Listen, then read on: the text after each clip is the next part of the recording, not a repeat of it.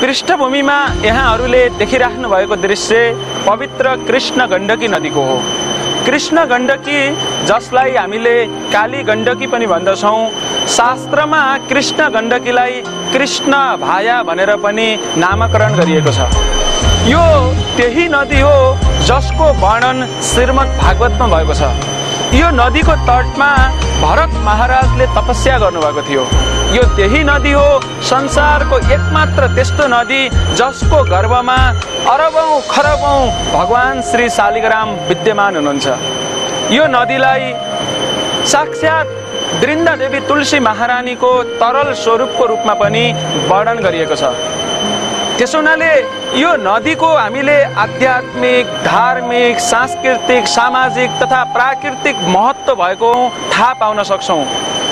यो नदी जसको वर्णन स्कन्द पुराणको हिमवत खण्डमा पनि गरिएको छ।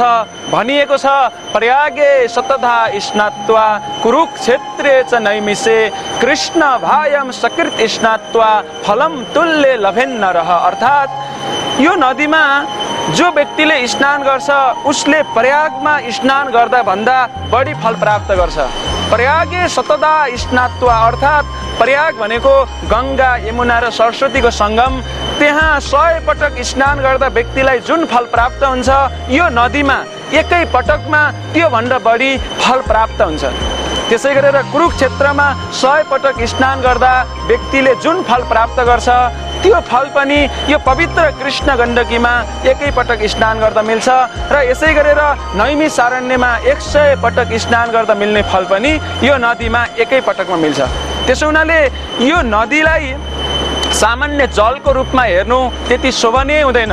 यो नदीको जल जसलाई हामीले चरणामृतको रूपमा बुझ्न सक्छौँ, किनभने यो नदीको जलले अरबौं खरबौं शालिग्रामलाई नित्य रूपमा नुहाउँदै अभिषेक गर्दै बगेको छ। अर्थात् भगवानलाई नुहाएको जललाई हामीले चरणामृतको रूपमा लिने गर्छौँ। यो नदीको जल चरणामृत हो। त्यसो हुनाले यो नदीमा अनादिकालदेखि विभिन्न किसिमका धार्मिक कार्यहरू भइरहेका छन्। चाहे त्यो मृत्यु संस्कारको कुरा होस्, चाहे एकादशीको दिनमा आएर स्नान गर्ने कार्य होस्, अथवा अन्य धार्मिक अनुष्ठानहरू किन नहुन्, यो नदीको तटमा किनारमा आएर गर्नु अत्यन्त माङ्गलिक मानिन्छ। शास्त्रमा यो कुरालाई सिफारिस गरिएको छ।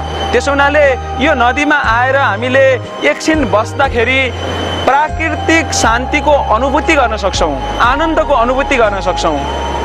अनादिकालदेखि यो नदी विभिन्न ऋषि मुनि साधु सन्तहरूका लागि तपस्या स्थली पनि बनेको छ।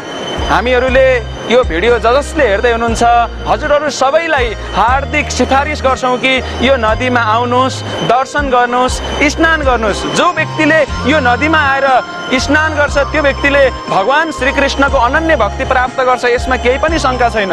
यहाँ आएर स्नान दर्शन गरे पछाडि व्यक्तिले जुन धर्म कर्म पुण्य कमाउँछ यसको के लेखाजोखा गर्ने? असीमित धर्म कर्म पुण्य त्यो व्यक्तिले प्राप्त गर्छ, यसमा कुनै पनि शङ्का छैन।